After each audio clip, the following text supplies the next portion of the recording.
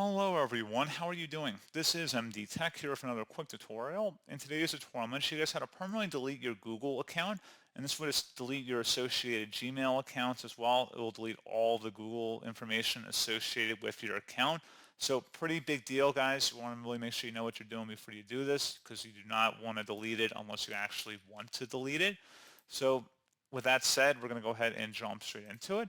And you can just go ahead and sign into your Google account, whether you're on YouTube or Gmail, it doesn't really matter. There should be a user icon in the top right, and you want to just go ahead and select that. Select where it says Google account.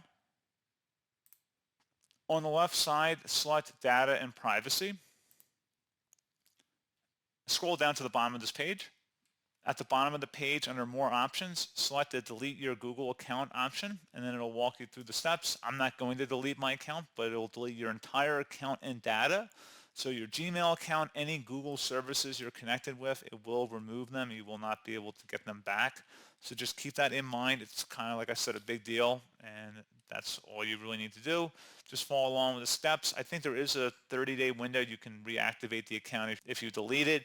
But again, just make sure you're confident that you do not want to have your Google account anymore.